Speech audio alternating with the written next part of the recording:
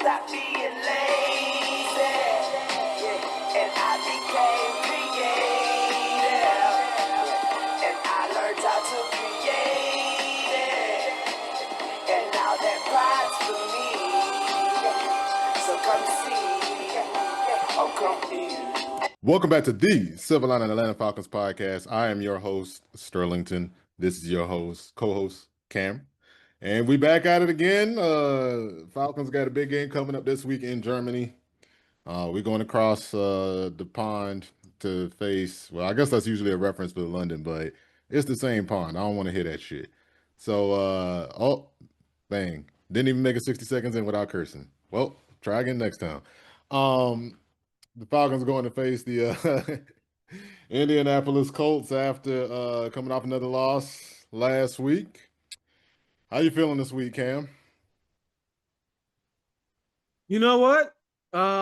Last week wasn't as bad as I thought. I thought there were some bright spots in the week.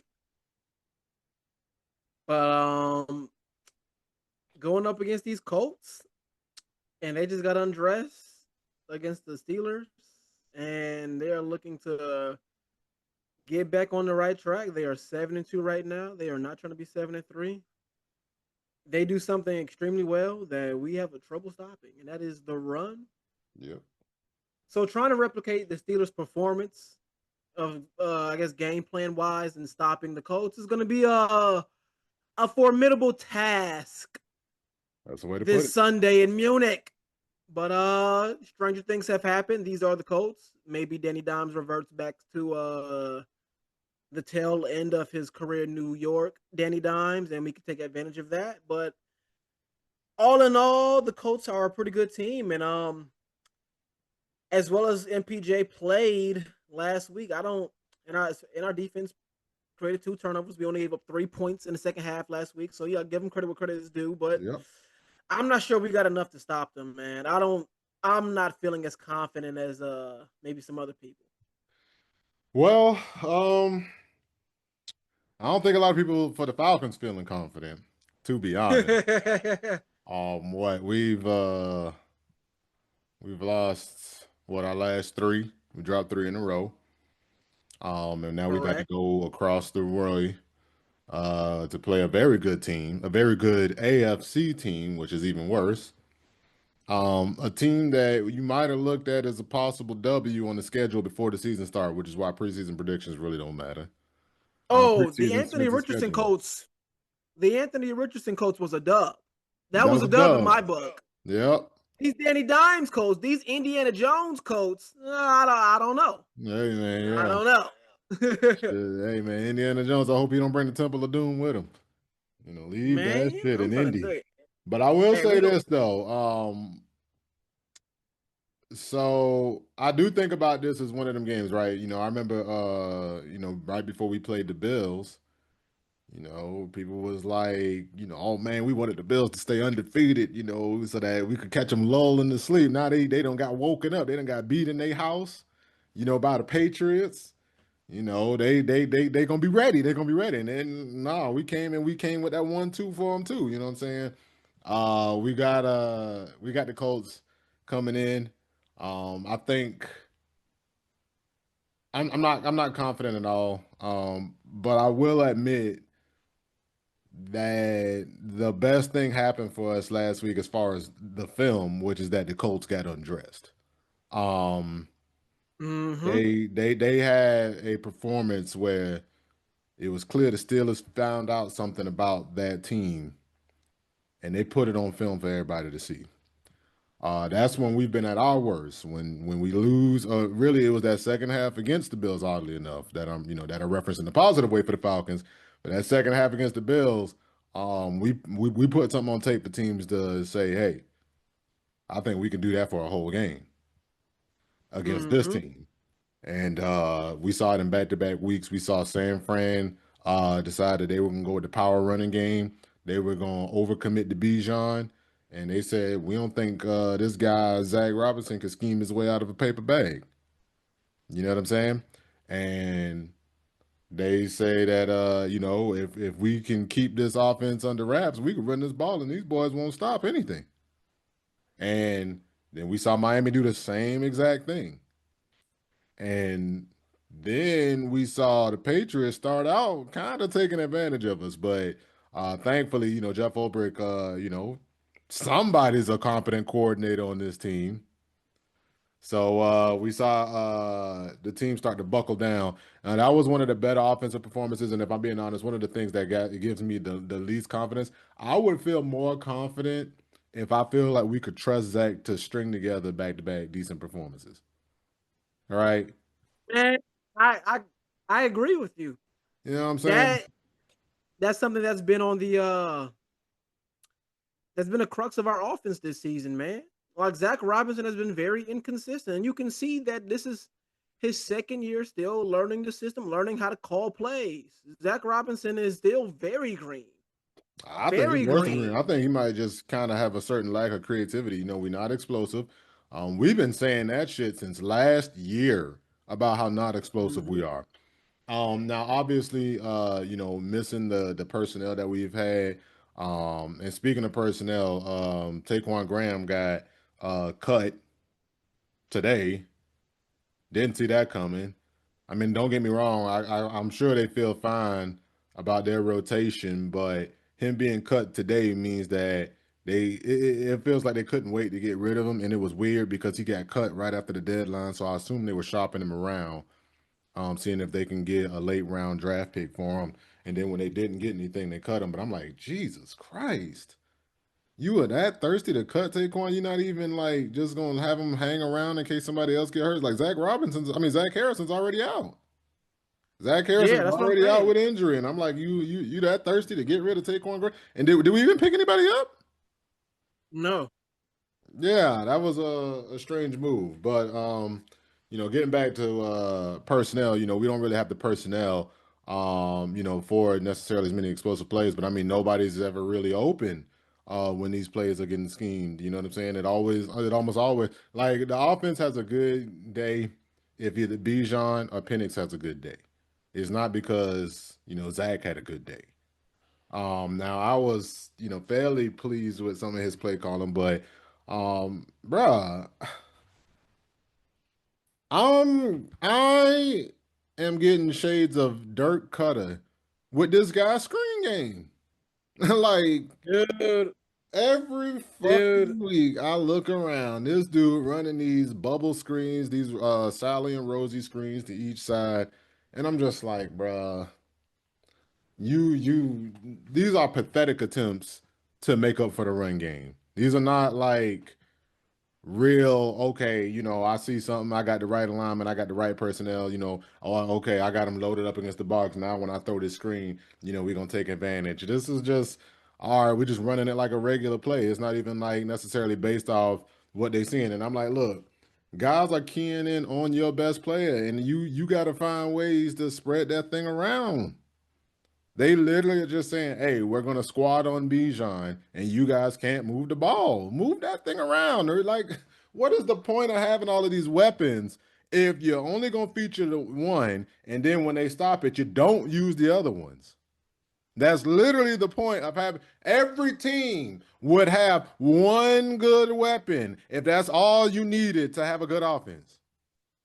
Every team would stay, damn, we got a blue chip prospect at running back or wide receiver or quarterback, and that's all you need, or tight end, whatever. That's all you need.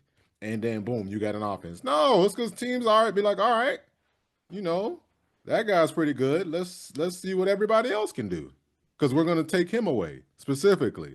And that's all they do. And Zach can't seem to figure that out. And so that's where my lack of confidence comes in coming into this game.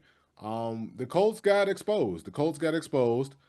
This is a prime game. Honestly, I know a lot of people say, "Oh, they're gonna be motivated." This would be a prime game for a well-coached team to see what got put on there, and they say, "Hey, if the Colts don't fix it, we're gonna exploit it. If the Colts don't fix it, we're gonna exploit it." All right. Look, the Steelers have not been a better defense than us this year, by most metrics anyway. I mean, maybe there's some metrics they have. Um, but the Steelers kind of, look, Steelers got lumped up a few times this year. You know, Joe Flacco in his first goddamn game as a Bengal put like 40 on them. You know, they could not stop this man. And we about to watch the same thing happen. Um, excuse me, but we watched that same team that put up, that just couldn't stop a nosebleed, go out there against one of the league's best teams, one of the league's best offenses. They only put up 258 yards worth of offense themselves. They only put up 250. Aaron Rodgers had 203 passing yards. I think Jalen Warren had like 31 rushing yards. They by all measures, they pretty much put the clamps on the Steelers offense. But you know Absolutely, man. what? When you got 6 turnovers, hey man, you're gonna need a little bit more than clamps. You know, you give me them short fields, I don't need that many yards to put the ball in the end zone. Jalen Warren had 31 yards, but he had 2 touchdowns. Hey, And guess what? They had 6 turnovers, and it was still a close game at the end. it was a close game at the end, but like some of that was a little bit of like garbage time comeback. Like it I was mean, like yeah, 27-20. And don't get me yeah. wrong, it got close, but like it was definitely the Steelers was up by like, several scores. Like at least I can confirm at least 2 scores. They were up at least 27-13 at some point in that game. In the fourth. And then that's when Danny Dimes threw another pick, and then they got the ball back and they scored. But so what you saw was when you see a game like that, you're not even seeing. Now I guess the one thing that we wouldn't be able to do, one of the problems for us when we get exposed was that we there's an actual book, and so we come into this game facing a team that can take advantage of a lot of the things that we do poorly if we allow it to get there. You know what I'm saying? Like we talking about that downhill gap running scheme. I mean, I think nobody runs that specific scheme better than the Colts right now. You gonna know what's another pain in the butt for us? Mobile quarterbacks. Last I checked, hey, what ain't Indiana Jones was able to run under that falling door and fast enough that when he knocked his hat over, he still was able to reach under there and get his hat. All right. Fast and hey, he ain't got to be fast, he just got to be fast enough. And Daniel Jones can scoot a little bit. And then they got, the 2 big receivers. Well, one's big. Who are they really leaning on as their second receiver? Alec Pierce. As Alec Pierce, okay, because I'm like, they got so many people that it could be any day. I think it's Alec Pierce too, but I'm like, is it A.G. Mitchell? Oh, y'all remember Josh Downs on the team now? Whatever. The one thing now, another good thing, when we talk about the silver lining, talk about all right, because it's the NFL, right? Like I could sit here and tell you all the things the Falcons do to shitty. I could sit here and tell you all the things about the Colts and why this should be a blowout, but it's the NFL and the Falcons could win. The Colts have only lost 2 games this year. Both of them been away from home.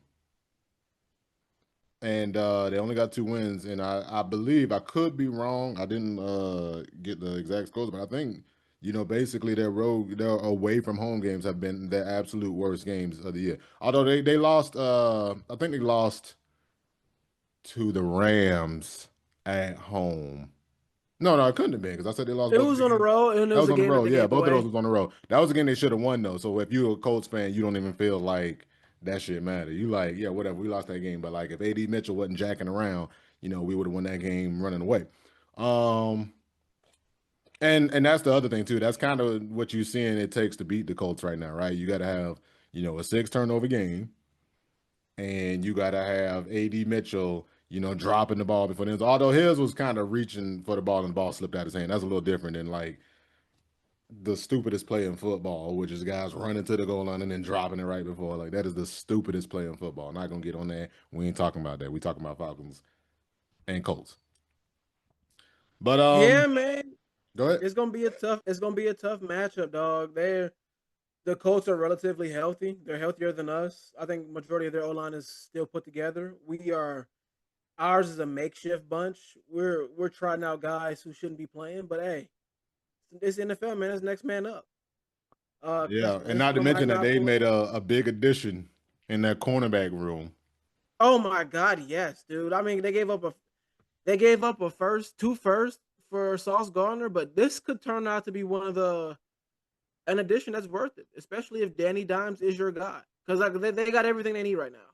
They got everything they need. They got him on a pretty solid deal. They Yep. got a pretty good defense. They got a excuse me, they have a pretty solid O line, and they got a stalwart at running back. All and they play complementary football. This is a Yeah. well coached team. Yes. And this is and you know what? I can't even be mad because the Colts have dealt with so much bullshit. They were stuck in purgatory forever. Ever since Man, Peyton fuck Manning them. They left. got a ring and they had Peyton and Luck. I don't feel no type of sympathy for them. No, you're right. But ever since like Peyton and Luck left, they've been in a limbo.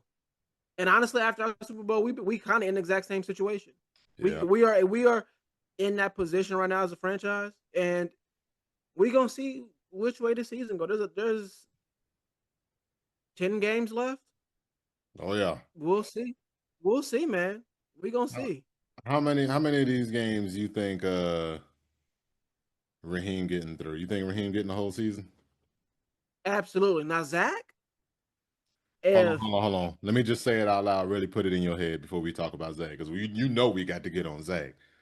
So the schedule don't get no softer. We get the Colts, we get the Panthers in our building. I think we get the Saints in New Orleans afterwards. And then the Jets. I think it's the Jets after that. And then, we getting, Tampa Bay and who's another tough team? What, the Seattle? I think we get Seattle, Tampa Bay, and Arizona in back-to-back-to-back games, and then we still got to play the Rams. I'm like, boy, it's gonna go I one ain't or two gonna ways, lie, because bro. All right. Oh, hold on.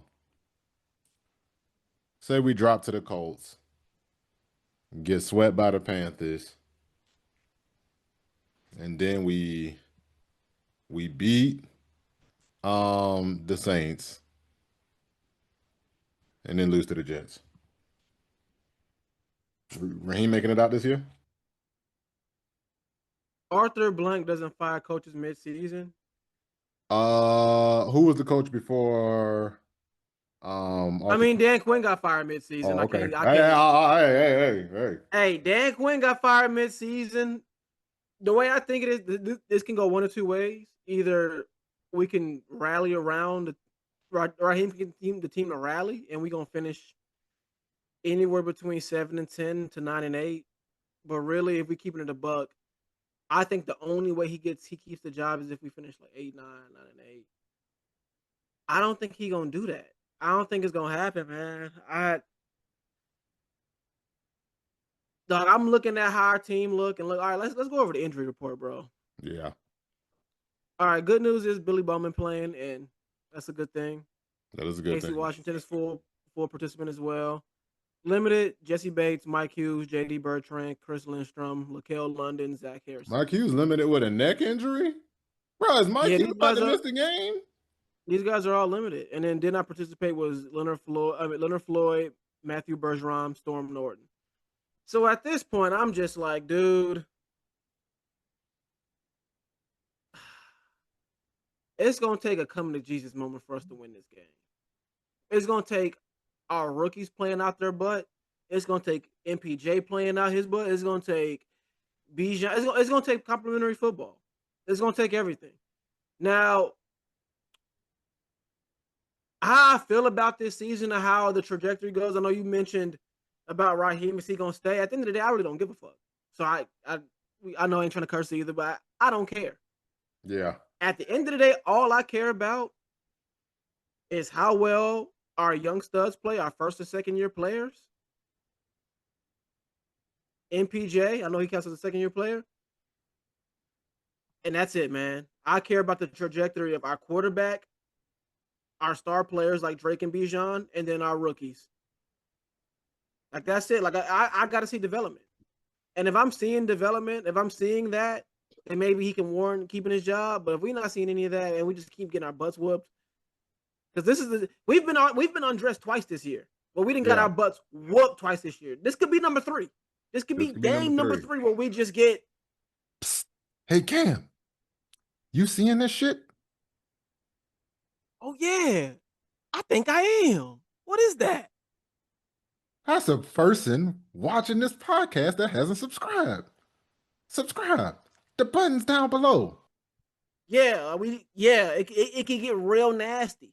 And bro, and we got undressed at home by a sorry team. Like at least the Panthers kind of looking like a better team now. So at least you got undressed by, possibly a good team, but possibly a good team.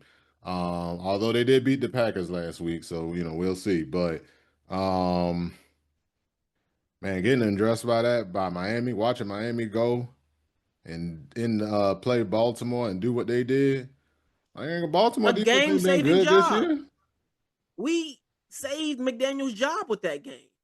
You know what'd be hilarious? I remember thinking about how that Dan Quinn year, his last game he coached was against the Colts. Um, I wonder if this game gonna mark the beginning of the end for Reem. It turned out to be, it'd just be funny if it was against the Colts as well. I don't know, man. I'm with you. I feel like at this point it's more about the development than anything else. Um, I mean, look, we got to finish with some wins. I don't think Raheem gets to get out of this year with a 7-win season and keep his job. Like, how do you come in? We building up all of this. You make the moves you make, and we win one more game than we won over the last 3 years. Because with Arthur Smith, we went 7-10 every year. We win one more game, and then we go right back to the same thing. 7 and Like, 10, 7 and 10, 7 and like 10, 9, 8 and 7 and 9, 10. 7-10. It's like, no, you don't get to do that. You don't get to do that. Because that was the one thing you kind of promised. You kind of made all these bets and talked all that talk about, oh, well, we got to draft Penix because we won't be drafting this high again. You know what I'm saying? And you traded away, your first round pick next year for a first round pick this year. And we'll wait to see the returns on that. But like, you make that trade into the back end of the first round, thinking that the pick you traded in the future is going to be of similar value, right? And if you make the playoffs, it would be of similar value. But if you mess around and you get a top 10 pick, I mean, you get a guy, at the end of the first round and then turn around and give the other team a top 10 pick, so somebody got to pay for that. Somebody's job got to be gone for that. Hey, I know, hey, look, it's somebody's job maybe it's Terry. Now, Terry, he got a little bit more of a leg to stand up, but Terry had more time. Like cutting Taquan Graham, you know what else that means? That means that Kyle Pitts is the only one of those guys that's still on this team from the draft class, his biggest draft class since he been here. well, 2021, right? Yeah, that was his biggest draft class. How many players was it? I think it was more than 9. There's like 9 players, and like, there's one guy on the team still. One guy from 4 years ago that's still on the team. In Is fact, he a sleeper agent? I want to say, I want to say that only him and Drew Dalman are still on a roster. You drafted 7 unrosterable guys in your first draft. But still, 7 unrosterable guys, that's unacceptable. And no disrespect to Pitts. I understand this situation, but you also took Pitts over Jamar Chase. Now I remember, let's keep certain perspective, right? All right, fine. When you drafted Pitts at the time you had Matt Ryan, at the time you thought you were going to have Calvin Ridley. You figure maybe we'll prioritize something other than receiver, even though Jamar Chase was a super proven product. Pitts was a unicorn. So, there's that. Over Penei Sewell, like you said. Over Patrick Surtain the second.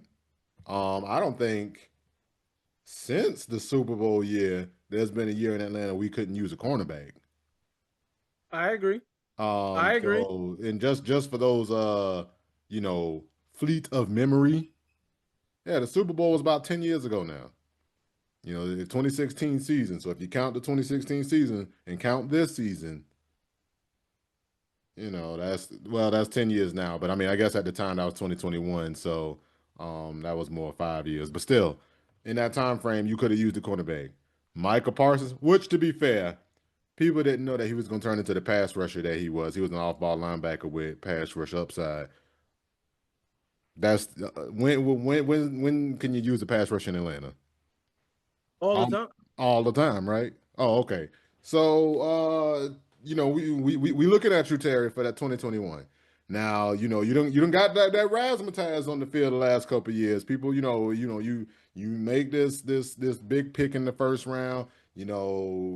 People get excited about it. Honestly, it make people think Atlanta got more weapons than we really got. We know we've invested heavily in weapons. We believe that Pitts has been held back, but the numbers, say that Pitts is all right?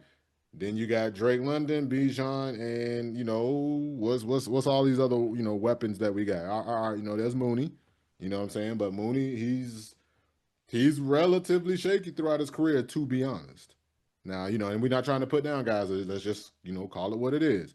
Mooney got 1,000-yard season. He got 1,000-yard season for his career. He could have had a second one, but he got hurt last game of the year. Probably would have had 1,000. All right, we'll give him that. He got 2,000-yard seasons for his career. But everything else ain't been really working out. And it's starting to turn back to that here. Then Ray McLeod. He's the guy who you went in with as the third receiver last year. He ain't on the team no more.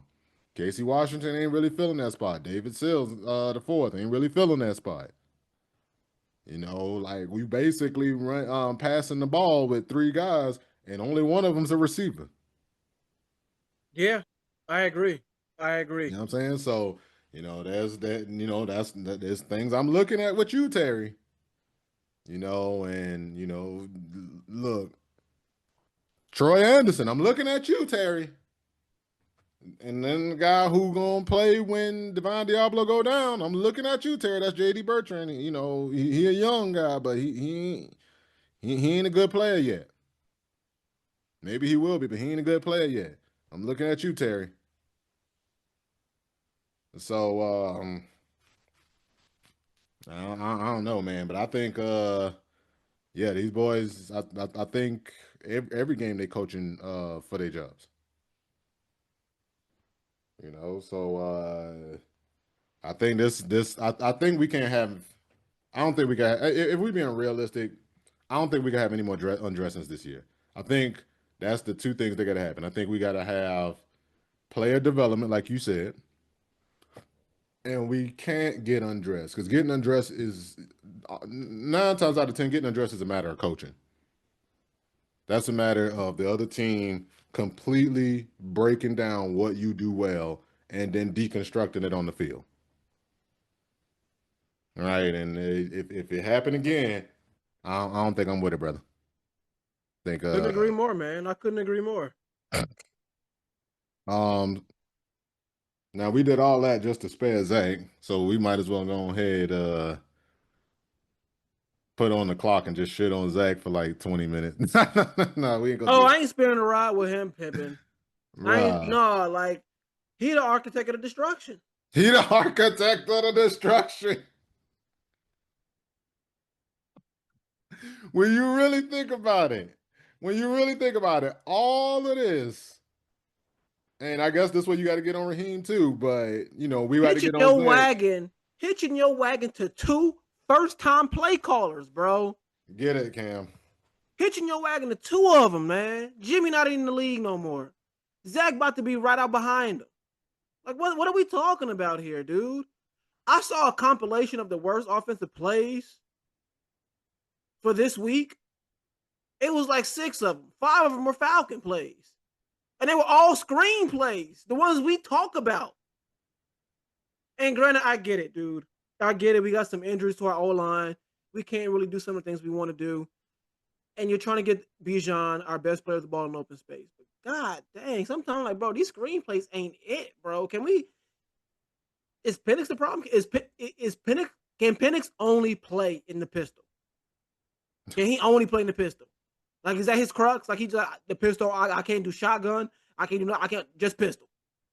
Not no under center, nothing. Like I don't know. All I know is we run the worst. We run the most pistol in the league, and we got the worst offense in the league. So I'm sensing a correlation. I mean, we score less than 20 points a game. We Like, score man, less than 20 points a game. it's terrible, and we invested so much on the offense and with these weapons, bro. Like, it's like you got a rag and it's soaked, and you want to wring it dry, get the most out of it. But this rag is soaking wet still. We ain't wringing nothing out. No, man. We ain't wringing nothing. We eating chicken like a reach beach. Yes, bro. We eating chicken wings, and you know them bougie people or people who grew up with money, they don't know the value. They take 1 or 2 bites. Ooh, I ate it already. Well, if you don't clean that bad boy to the gristle, get the meat off the bone. Clean the meat off the bone, and we not doing that. That boy Zach, man, it's still skin on the chicken. He ain't cleaning nothing, bro. I'm trying to tell you. He eat the chicken like a reach beach, cause that boy nibble and throw it away. Ain't even eat all the skin off it. In this Atlanta, bro, that's the one place you're not allowed to leave meat on the chicken bone. Yes, we the home of the wings. All we do is eat wings. That's all we do. And he leaving meat on the bone. Come on. Oh, brother. Zach. And that's the thing about Atlanta. Like, one thing for sure, 2 things for certain. This offense gonna cook. Maybe because we got spoiled with Matt Ryan and whatnot. But we always had a potent offense when we couldn't never get right with our defense. I never thought I'd say this. I want to get back to them days. I want to go back to the days we scored 40 points and still lose.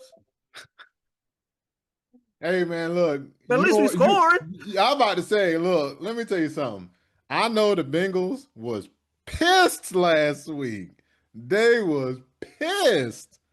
Put up 42 points and lose. And then lose in a stupid-looking way like they lost last week to the Bears. That was a stupid-looking way to lose. But at least you ain't getting undressed. Oh my God! Well, yes, dude. The defense getting pants. The defense walking around here looking like Winnie the Pooh. They don't even own a pair of pants. But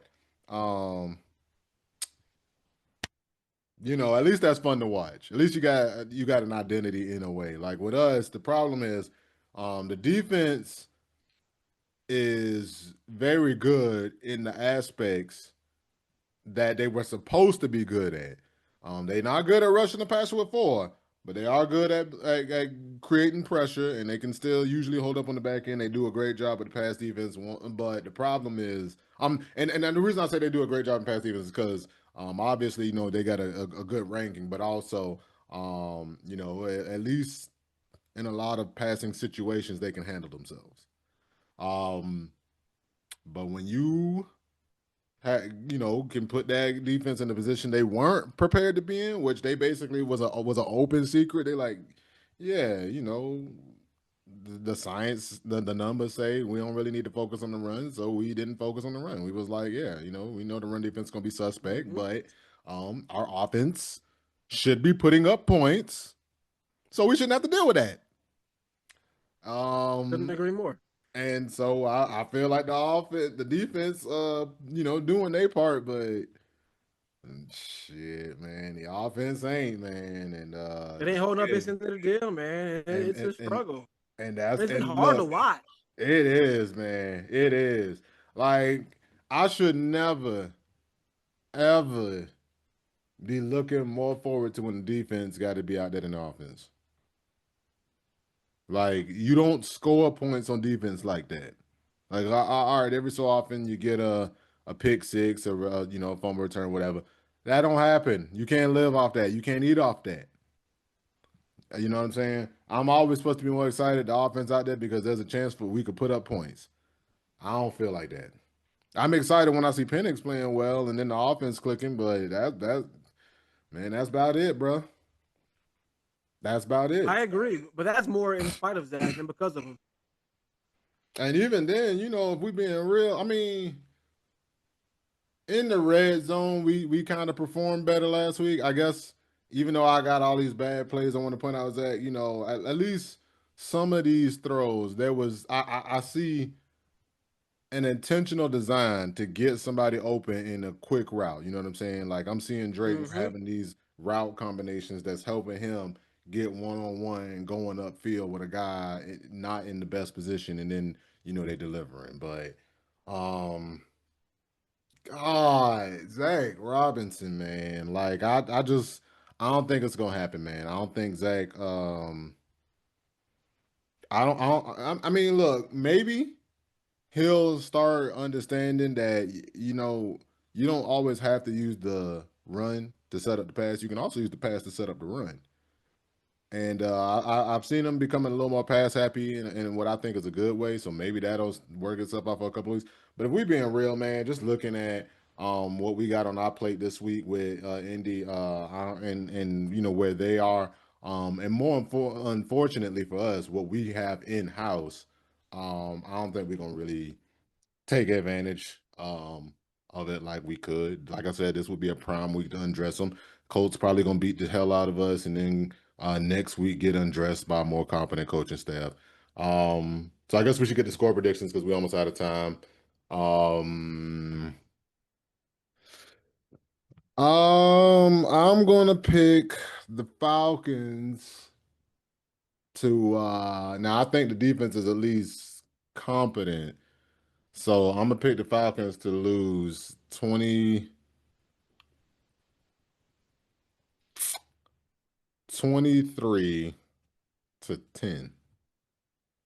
What say you? We score under 14 points again. I wonder why. Hmm. Hey man, when they show me they But can yeah, shoot. I feel the same way, dog. I don't feel confident in our offense. Our defense is only going to be able to do so much to stop. Like if our offense can't get going, we're only going to be able to do so much. Like if our offense can't get going, it could get real ugly. So I'm thinking the Colts gonna mess around and score like I say 38. I say 38 to 14. We score early and then we don't score again until garbage time. All right. I ain't gonna lie. If we give up 38, yeah, it's time to like I feel like that mean your offense got undressed. That mean we had turnovers. We looked bad in offense if they scored 38. I think we should be able to not be smoked that bad, hopefully. But we'll see. Because I Mm-hmm. can't even blame you. I don't I just need to see the Falcons, actually show me they can be the ones to take advantage of a team's weaknesses, like what happened to us with Miami. When they do that, then I'll start picking them again. But I think yeah, I think I'm with you. Um, so yeah, it's about time for us to get out of here. Anything you want to say before we get out of there, Cam? It's been a pleasure as always. Thank goodness this game is at 9:30. So if they decide they want to put up a shit show, it doesn't have to ruin the rest of my day. I can enjoy the rest of my football Sunday in peace. So, you know, Get it out the way there's a early. silver lining in that. But hey, a better silver lining is if they win, that is the tip of the iceberg on the football day, baby. I can start football at 1 p.m. Like, ooh, my boys have already won it. Oh, get to enjoy the rest of the football day stress free, and because your team has already played, as opposed to they still have to play. Mm-hmm. All right, well, y'all know the drill by now. We over at X. We at the AG Line 91 at X.com. And yeah, it's time for us to go ahead and get out of here. So please comment, like, share, subscribe, hit the little bell when you want to hear some real niggas uploading. Peace.